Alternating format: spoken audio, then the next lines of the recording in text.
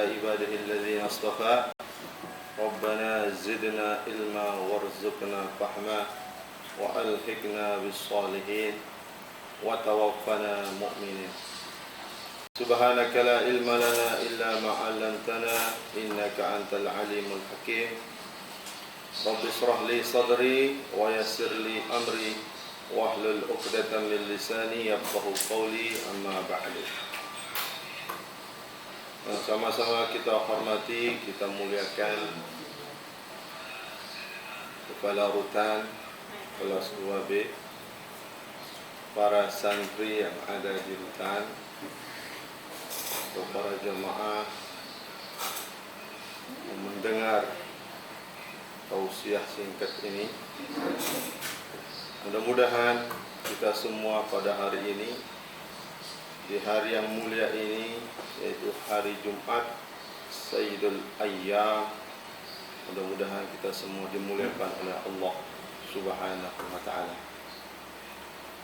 Alhamdulillah, ucapan yang paling mulia, yang paling dicintai oleh Allah Subhanahu wa ta'ala, yaitu ucapan Alhamdulillah Rabbil Alamin. Karena kita semua pada hari ini diberikan nikmat sehat walafiat, diberikan kesempatan hidup untuk melaksanakan perintah Allah Subhanahu wa ta'ala. Oleh karena itu wajib kita bersyukur dengan memperbanyak ucap Alhamdulillah Rabbil Alamin. Kedua kalinya, marilah kita sama-sama mengucapkan salawat pada kekasih kita, idola kita, baginda Rasulullah sallallahu alaihi wasallam.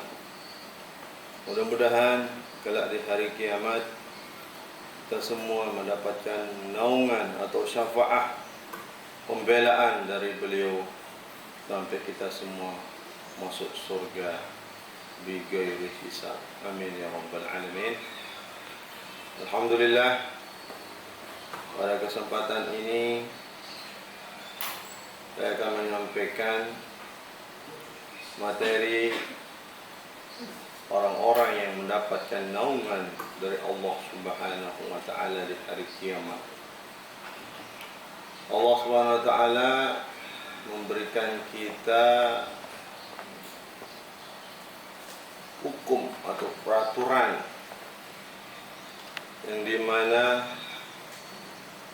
Allah Subhanahu wa ta'ala memberikan pedoman. Pedoman itu berupa Al-Quran. Dan Al-Quran ini mengajak kita ke jalan yang benar. Contoh kecil, kalau kita seandainya kita pergi ke gunung atau ke suatu lembah, pasti kita akan dipandu oleh orang.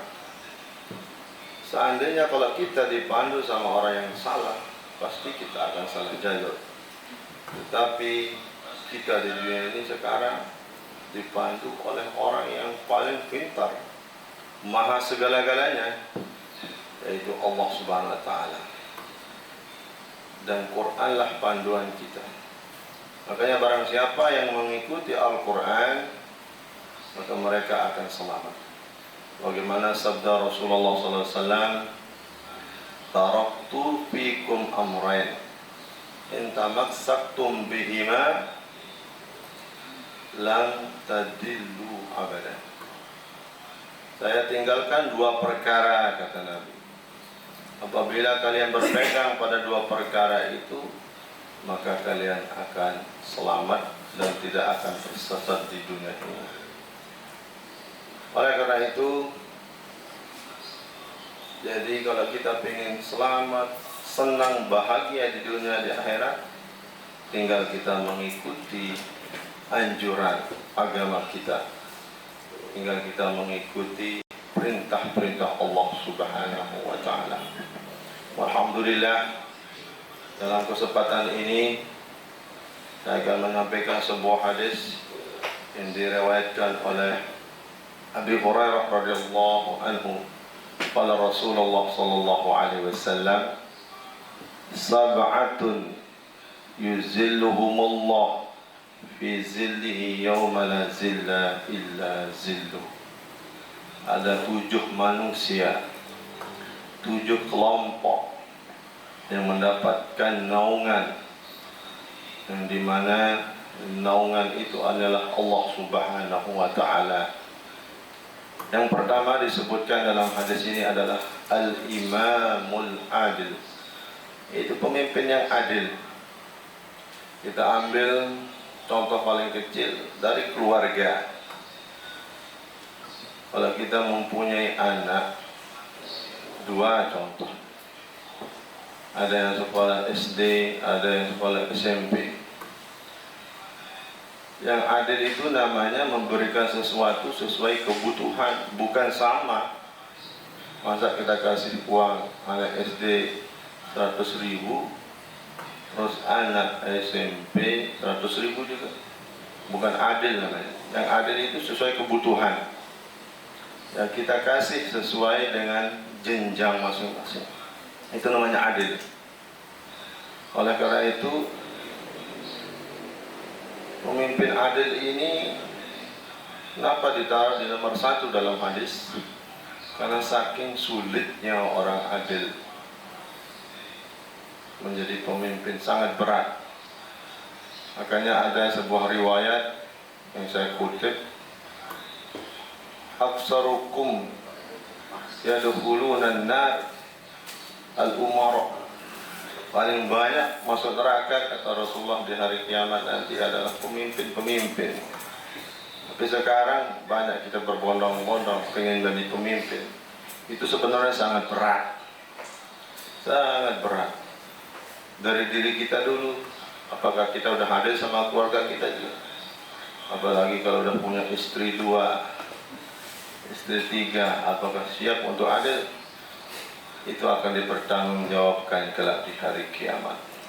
Belum naik jenjang tinggi lagi, menjadi kadus, udah satu kampung udah mereka kelola, kepala desa, camat, dari bupati, gubernur, apalagi jadi presiden, se-Indonesia, se-negara mereka pegang. Apakah mereka siap adil? Sangat berat. Makanya kalau bisa adil, maka Allah SWT akan mendapatkan, memberikan mereka naungan kelak di hari kiamat. Oleh karena itu, kalau kita ingin mendapatkan naungan kelak di hari kiamat, marilah kita sama-sama berlaku adil kepada keluarga kita masing-masing dan orang-orang yang di bawah kita kalau kita menjadi pemimpin. Yang kedua, orang yang mendapatkan naungan di hari kiamat adalah syabun nasa'a fi ibadati rabbih. Seorang pemuda yang tumbuh di dunia ini hanyalah untuk ibadah kepada Allah. Kenapa pemuda disebut? Kenapa enggak orang tua atau udah tua? Karena cenderung kalau pemuda ya ugal-ugalan sekarang ini. Kalau udah tua baru tobat. Oh, nanti saya tobat kalau udah tua. Apakah jaminan kita sampai tua akan hidup? Belum tentu kan. Makanya kata ulama, janganlah kalian menunggu tua baru mau ibadah. Ibadah dulu sampai tua, baru kita sampai kita mati. Ada sebuah ungkapan yang sangat menarik. Di setiap ada masjid, tatkala saya sholat berjamaah turun, bertulisan di sana, pergi ke masjid sampai tua, jangan tunggu tua baru ke masjid. Pergi ke masjid sampai mati, jangan tunggu mati baru ke masjid. Kita kias kembangkan kata hikmah ini, baca Quran sampai tua, jangan tunggu tua baru baca Quran. Pergi ngaji sampai tua, jangan tunggu tua baru sampai pergi ngaji. Pergi ngaji sampai mati, jangan tunggu mati baru kita dapat pengajian. Oleh karena itu pelajaran ini sangat bagus, jadi motivasi kita Jadi jangan tunggu tua dulu baru kita mulai belajar, mulai taat kepada Allah SWT. Karena kata Imam Syafi'i, al-mautu ya'ti baghtatan. Mati itu datang tiba-tiba. La yastakhiruna sa'atan wa la yastaqdimu. Tidak bisa dimajukan sedetik pun, tidak bisa ditunda. Kalau kita akan mati hari ini jam 10, langsung mati. Tidak akan tunda, mau ke rumah sakit dulu, mau minta maaf dulu. Oleh karena itu, usahakan setiap kita jalan, kata ulama, kita awali semua perbuatan itu dengan berwudu. Karena mati itu tidak tahu kapan tibanya. Bagaimana sabda Nabi dalam kitab Targhib wa Tarhib, Sayyidina Anas Al-Malik radhiyallahu anhu, anna Nabi sallallahu alaihi wasallam bersabda, "Man atahu malakul maut wa huwa ala wudu'in utiya bisyahadah." Yang artinya, barang siapa yang didatangi oleh malakul maut dan dia waktu itu dalam keadaan berwudu, utiya bisyahadah, maka orang itu diberikan gelar mati syahid. Jadi kita mengambil kesimpulan di hadis ini, kita dianjurkan oleh Nabi tetap menjaga wudu. Ini standar kalau kita ingin mati syahid. Nanti kita pergi di jalan ditabrak, apakah matinya bagus apa tidak tahu. Kalau dia dari rumahnya dalam keadaan berwudu, maka dia dihitung mati syahid. Atau kita semua dalam keadaan duduk-duduk, dicabut nyawa kita oleh Allah SWT. Kita di mana tahu apakah orang itu mati bagus, mati sholat atau mati jelek? Kita lihat apakah dia berwudu tadi atau tidak. Kita kembalikan kepada hadis, barang siapa yang didatangi oleh malakul maut dan dia dalam keadaan bersuci atau berwudu, maka dia dihitung mati syahid akhirat. Dan mati syahid akhirat itu, Masya Allah, janji Allah, diberi gelar, yaitu berupa surga atau janjinya Allah. Apa artinya syahid? Syahid itu artinya innallaha wa malaikatahu yashhaduna lahu bil jannah. Sesungguhnya Allah SWT dan malaikat itu bersaksi bahwa orang itu menjadi ahli syurga. Masya Allah. Udah Allah dan Nabi kita memberikan janji berupa surga, kenapa kita tidak kejar? Sementara di dunia ini kita dijanjikan ini kita kejar. Apakah kepercayaan kita kepada manusia daripada Allah sangat kurang? Makanya marilah kita sama-sama mulai berbenah diri untuk sama-sama mengejar tujuan hakikat kita, yaitu surganya Allah Subhanahu wa ta'ala. Itu yang kedua. Jadi orang yang mendapatkan naungan di hari kiamat adalah pemuda yang tumbuh untuk ibadah. Yang ketiga, orang-orang yang mendapatkan naungan di hari kiamat adalah rajulun qalbuhu mu'allaqun bil masajid. Itu seorang pemuda atau seorang laki-laki yang hatinya adalah terpaku hanya ke masjid. Artinya setiap ada waktu pergi ke masjid. Seperti orang kalau udah cinta, seperti cintanya Qais Majnun Laila, sangat tertarik cerita ini. Suatu ketika Majnun Laila sebelum masuk kampungnya Laila, dia mengambil tanah yang di kampungnya Laila. Dia cium tanah kampung Laila. Di sekitar kampung yang lewat itu mengira, ya Majnun, gila. Kenapa dia gila? Dia jawab, saya tidak gila. Saya mencium tanah kampung Laila karena tanah ini sering diinjak oleh Laila. Sama artinya saya mencium kakinya Laila. Masya Allah, itu contoh mahabbah cintanya seorang. Kita adopsi seandainya Kalau kita benar-benar cinta kita kepada masjid, kepada Allah, apapun hubungan perintah Allah, kita harus mentaati Allah SWT. Jangan kita melihat siapapun, tapi kita lihat orang yang kita cintai, yaitu Allah SWT. Yang kedua yang sangat menarik, seorang yang lagi sholat berjamaah.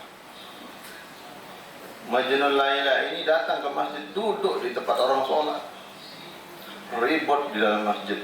Majnun, kenapa duduk di sana? Kita tidak bisa khusuk. Dijawablah oleh Majnun. Apa katanya? Kalau kalian benar-benar mahabbah cinta kepada Allah seperti saya, katanya. Dicontohkan, saya kalau masuk kampungnya Laila, saya tidak pernah mendengar orang ribut kiri kanan, tidak mau mendengar anjing menggonggong. Saya terfokus, pikiran akal saya hanyalah ke wajahnya Laila. Seandainya kalian benar-benar cinta kepada Allah, kalian tidak akan terganggu dengan duduk saya di depanmu. Oh benar, katanya. Ternyata kita belum mencapai mahabbahnya kepada Allah seperti Majnun Laila. Itu yang ketiga, orang-orang yang mendapatkan naungan di hari kiamat. Setiap ada panggilan, marilah kita mulai berbenah, persiapkan diri panggilan Allah Subhanahu wa taala. Makanya dalam kata ulama, kenapa mulai takbir itu Allahu Akbar? Karena di dunia ini yang paling besar adalah Allahu Akbar. Apapun yang di dunia ini kecil semua, makanya jangan kita remehkan segala perintah Allah Subhanahu wa taala. Disebutkan dalam hadis juga kelebihan orang yang pergi berjamaah, yaitu salatul jamaati afdalu min salatil fardhi bisab'in wa isrina darajah. Salatul berjamaah itu bandingannya yaitu 27 derajat banding 1 kalau kita tidak berjamaah. Akalul jamaah imam wal makmum, paling sedikit jamaah itu 2 orang, imam dan makmumnya, sama pahalanya. Cuma perbedaan para ulama, ada yang bilang lebih besar pahalanya kalau lebih banyak jamaahnya. Yang penting berjamaah minimal 2 orang. Kata Ibnu Abbas dalam tafsirnya, 20 derajat itu 1 derajat ke derajat kedua bandingannya, Masya Allah, antara langit dan bumi. Kata Sayyidina Ibnu Abbas, 1 derajat ke derajat kedua itu jarak pahalanya, bandingannya jauh antara langit dan bumi. Makanya kalau kita, seandainya kata ulama, kita sholat 27 kali dengan sholat berjamaah, kita tidak akan bisa mengejar pahalanya. Makanya Allah SWT memberikan keistimewaan bagi orang yang sering hatinya terpaku ke masjid, yaitu naungan di hari kiamat. Oleh karena itu, berusahalah kita sama-sama untuk ke masjid, ke mushola, tempat-tempat ibadah, supaya kita mendapatkan naungan Allah SWT kelak di hari kiamat. Seorang Nabi sebagai suri teladan kita, selama hidupnya seorang Nabi jaminan surga, menjadi syafaat kita, tidak pernah meninggalkan namanya sholat berjamaah. Kita tidak Nabi, surga kita abu-abu, tapi tidak pernah berjamaah. Wa zubillah. Yang keempat, orang yang mendapatkan naungan Allah SWT di hari kiamat, rajulani tahabba fillah.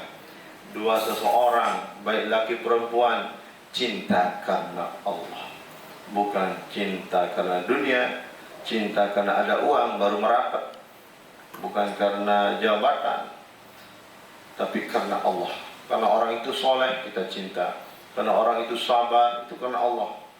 Baik sakit maupun senang tetap kita bersama. Itu yang mendapatkan naungan Allah SWT.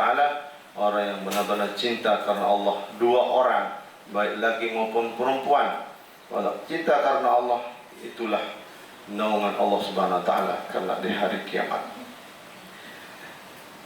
Selanjutnya orang-orang yang mendapatkan naungan di hari kiamat, rajulun talabathum ra'atun zatu mansibin wa jamalin wa qala inni akhafullah.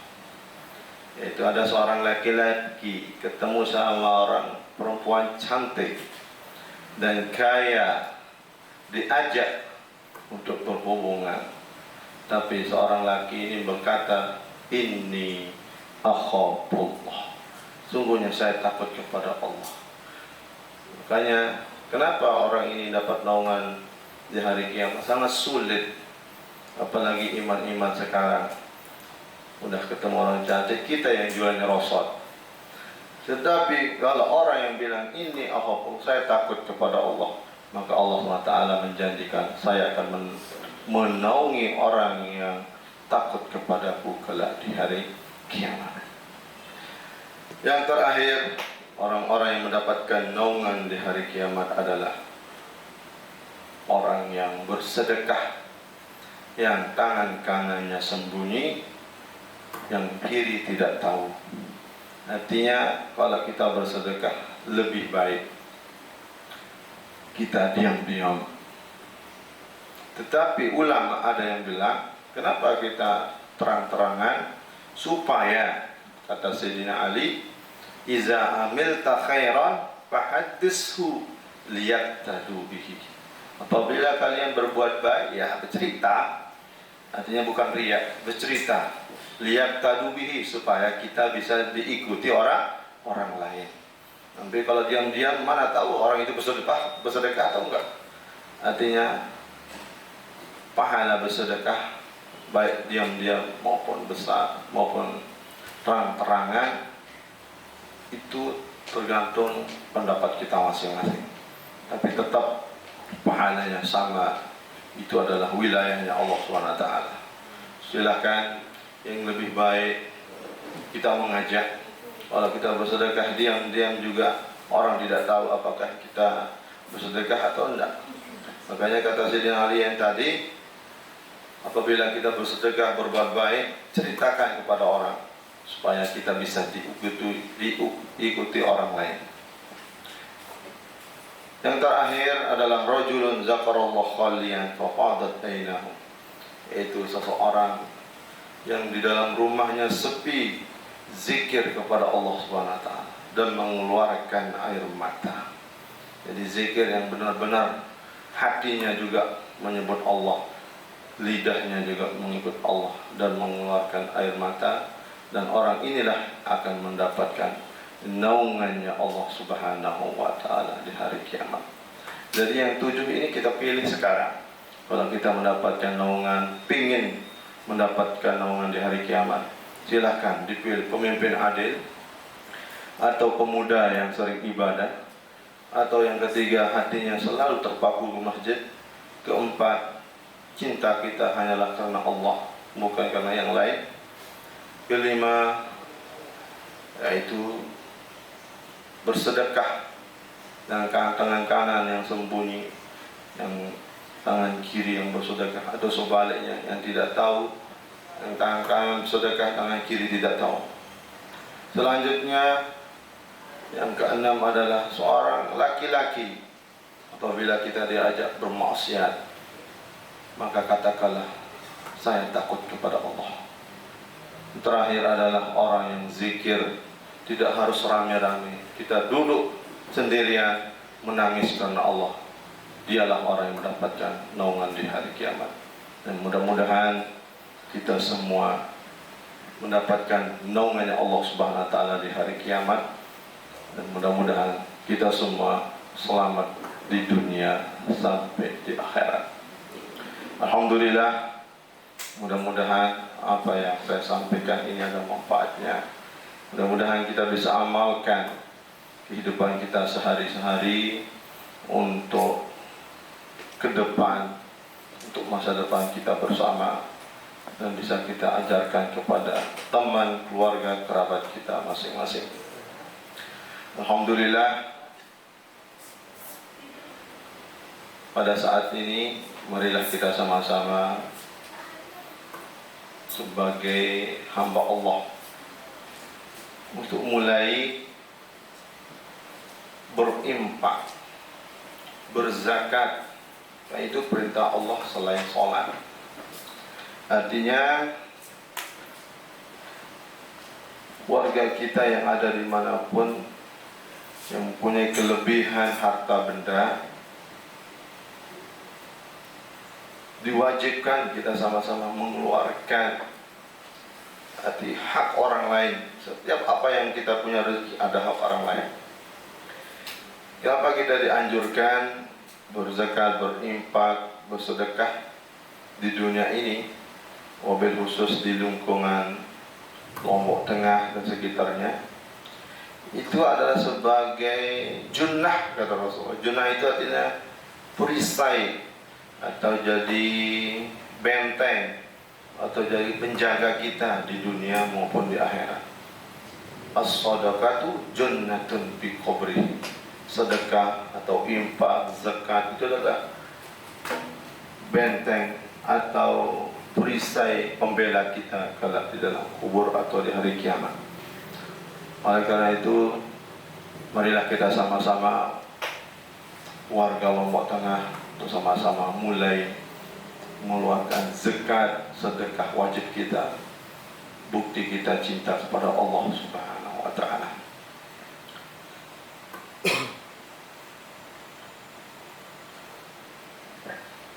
Jadi ada pertanyaan, bagaimana cara menjaga diri dari riya? Riya itu artinya berbuat supaya kita dilihat orang lain. Gimana solusinya?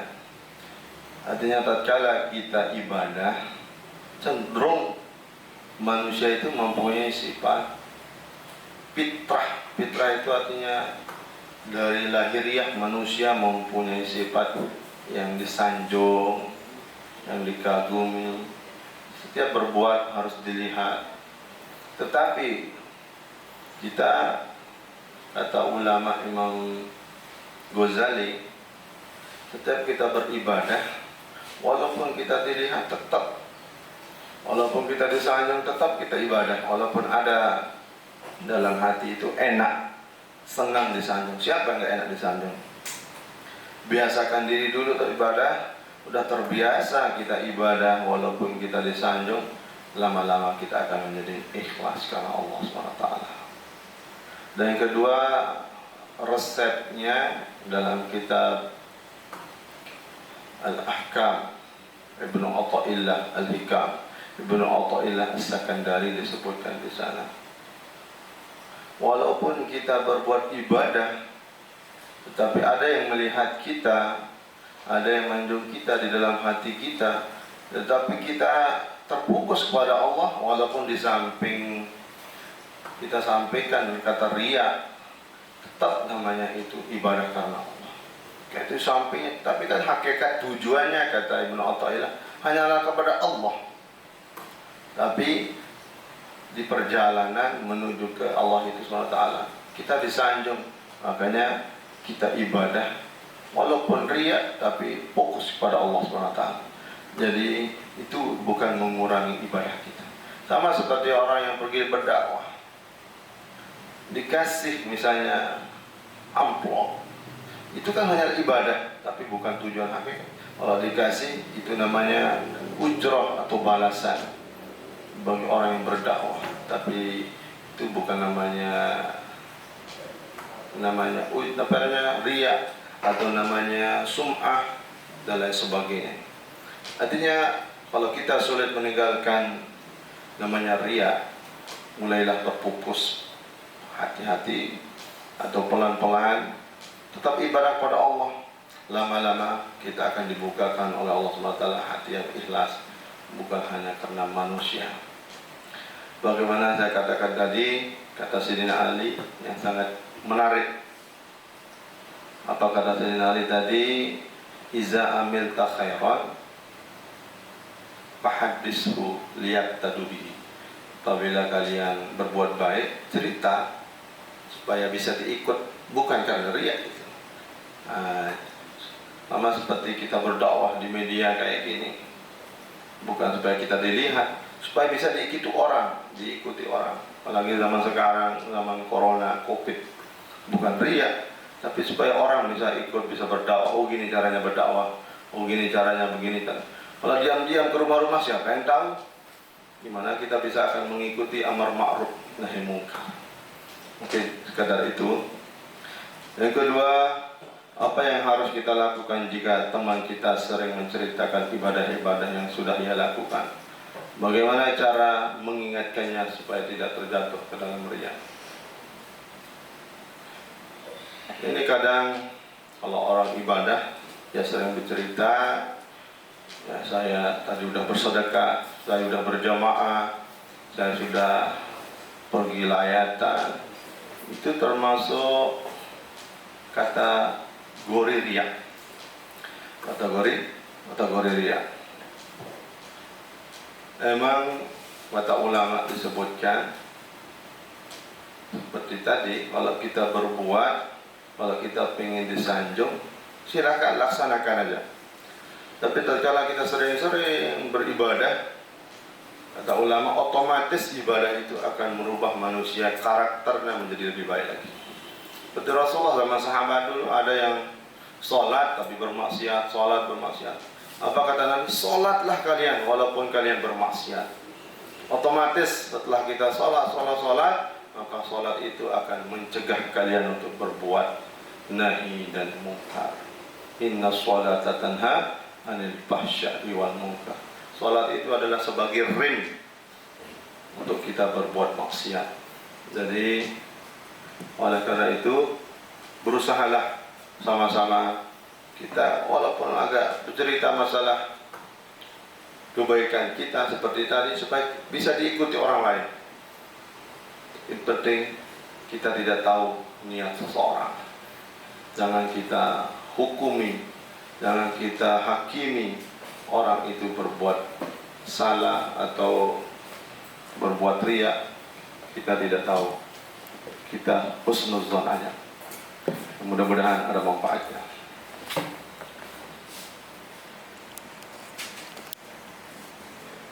Laki-laki yang diajak maksiat lalu menjawab takut kepada Allah.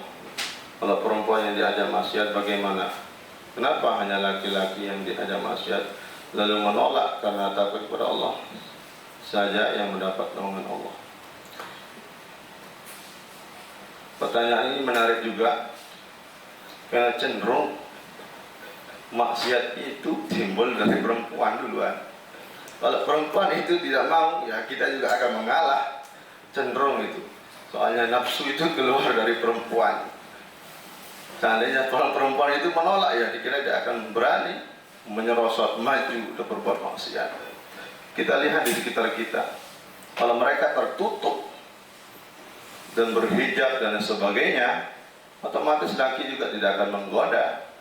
Nah, karena mereka membuka-buka, menantang dulu ya, lah kita juga ikut dari yang terbawa arus. Itu contohnya. Tapi sebaliknya, seandainya juga tatkala seorang laki-laki mengajak perempuan tetap mendapatkan naungan Allah SWT. Itu juga sebagai simpel, cenderung 90% yang mengajak bermaksiat itu adalah seorang perempuan. Kita lihat sejarah-sejarah sebelumnya, orang-orang yang berbuat salah itu awalnya seorang perempuan yang mengajak untuk berbuat maksiat. Tapi pertanyaan ini kalau kita balik, seandainya kalau ada orang lagi, misalnya 1% dari 100 orang, ada orang yang mengajak untuk bermaksiat, dia juga bilang, ini ahapullah, takut saya kepada Allah, dia tetap juga mendapat naungan Allah SWT. Mudah-mudahan ada manfaatnya, mudah-mudahan kita bisa melaksanakan atau mengamalkan 7 orang-orang yang mendapatkan naungan Allah Subhanahu wa Ta'ala. Marilah kita tutup dengan pembacaan doa. A'udzubillahi minasyaitonirrajim. Bismillahirrahmanirrahim. Alhamdulillahirabbil alamin wassalatu wassalamu ala Rasulillah wa ala alihi wa sahbihi wa mawala. Allahumma inna nas'aluka minal khairi kullihi ajilihi wa ajilihi ma'alimna minhu wa ma lam na'lam. Wa na'udzubika minasy syarri kullihi ajilihi wa ajilihi ma'alimna minhu wa ma lam na'lam. Allahumma inna nas'aluka husnal khatimah wa na'udzu bika min su'il khatimah. Rabbana atina fid dunya hasanah wa fil akhirati hasanah wa qina adzabannar. Walhamdulillah rabbil alamin. Al-Fatihah. Bismillahirrahmanirrahim. Alhamdulillah rabbil alamin. Ar-Rahmanir-Rahim. Maliki yaumiddin. Iyyaka na'budu wa iyyaka nasta'in. Ihdinas siratal mustaqim. Siratal ladzina an'amta 'alaihim. Terima kasih atas perhatiannya. Assalamualaikum warahmatullahi wabarakatuh. Tunai melalui Basnas Kabupaten Lombok Tengah, Jalan Rinjani nomor 16, Kompleks Masjid Agung Raya Lombok Tengah. Nomor telepon 081 916 909 537. Bersama Basnas Lombok Tengah, kita bisa. Ayo berzakat.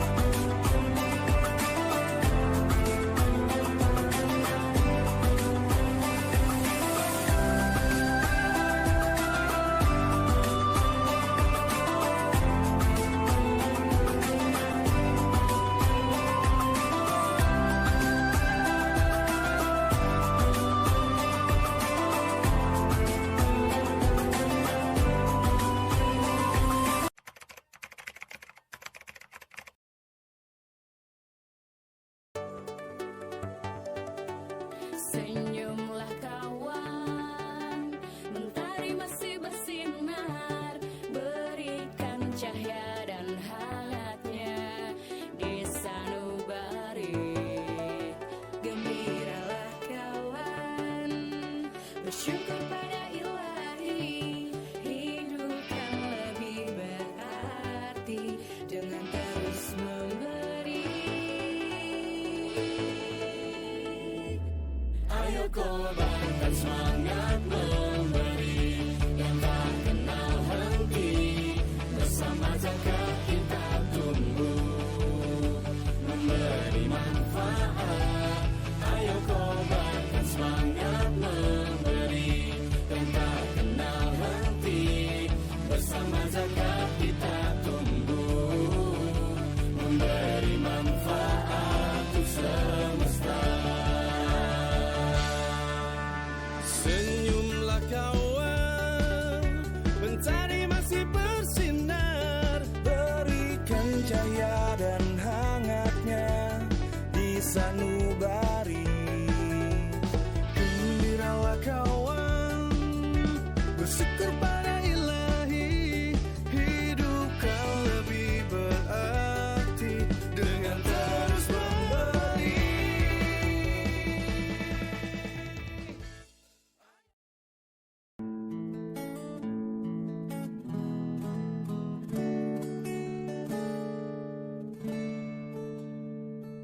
Alangkah indah orang bersedekah, dekat dengan Allah, dekat dengan surga. Takkan berkurang harta yang sedekah, akan bertambah, akan bertambah.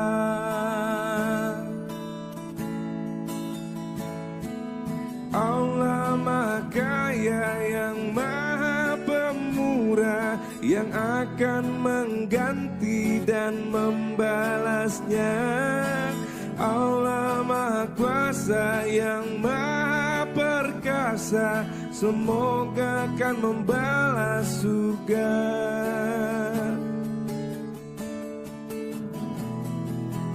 Oh indahnya saling berbagi, saling memberi karena Allah. Oh indahnya saling menjaga, saling mengasihi karena Allah.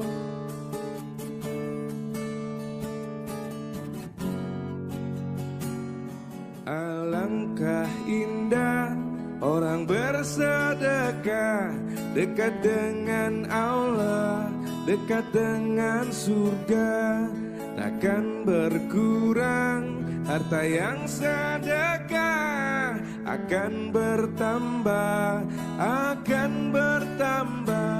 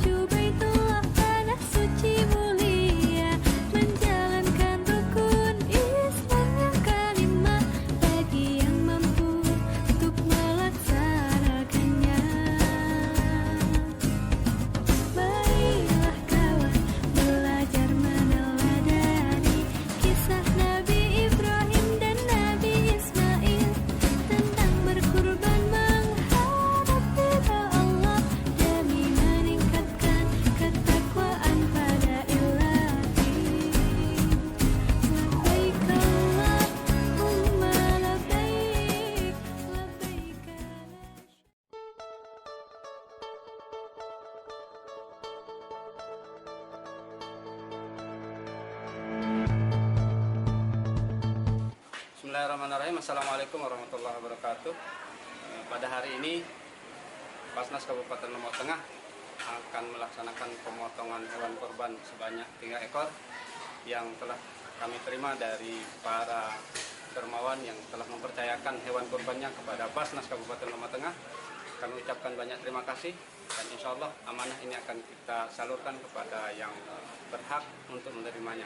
Sekali lagi kami ucapkan banyak terima kasih kepada para dermawan yang telah mempercayakan hewan kurbannya ke Basnas Kabupaten Lombok Tengah. Ayo berkorban. Assalamualaikum warahmatullahi wabarakatuh.